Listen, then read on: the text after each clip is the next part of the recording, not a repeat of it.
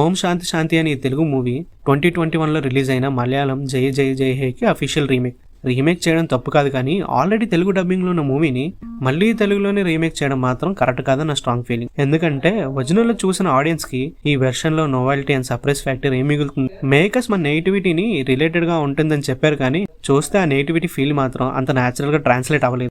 Original Malayalam version లో characters చాలా organic గా గ్రౌండ్ రియాలిటీకి దగ్గరలో ఉంటాయి. ఎమోషన్స్ కూడా చాలా సడిల్ గా వర్కౌట్ అయ్యాయి. కానీ తెలుగు రీమేక్ లో మాత్రం same scenes almost copy paste చేసినట్టు అనిపిస్తుంది, కానీ అంతగా వర్కౌట్ అవ్వలేదు.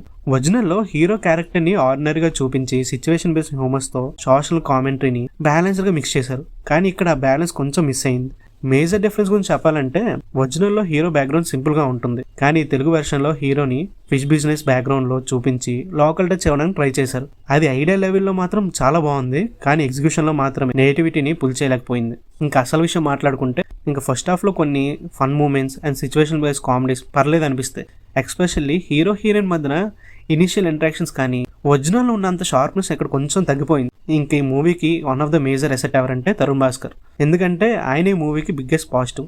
ఆయన natural acting and timing expressions కూడా కొన్ని సీన్స్కి సేవ్ చేసి అనిపిస్తుంది. క్యారెక్టర్లో హానెస్టీ కనిపించింది. ఆయన ప్రెజెన్స్ వల్లే మూవీ కొంచెం బేరబుల్గా అనిపించింది నాకైతే. ఇషా రబ్బర్ రోల్ అయితే డీసెంట్గా ఉంది, కానీ ఒరిజినల్లో హీరోయిన్ పర్ఫార్మెన్స్తో కంపేర్ చేసుకుంటే ఎమోషనల్ డెప్త్ అయితే కొంచెం తగ్గింది అనిపించింది. సెకండ్ హాఫ్ వచ్చేసరికి నరేషన్లో కూడా కొంచెం స్లో అయింది మూవీ. డ్రామా స్ట్రెచ్ చేసినట్టు ఫీల్ వస్తుంది. ఒరిజినల్ మూవీలో ఉన్నంత ఇంపాక్ట్ ఇక్కడ రీక్రియేట్ అవ్వలేదు. ఎమోషనల్ సీన్స్ కూడా స్ట్రాంగ్గా క్లిక్ అవ్వలేదు.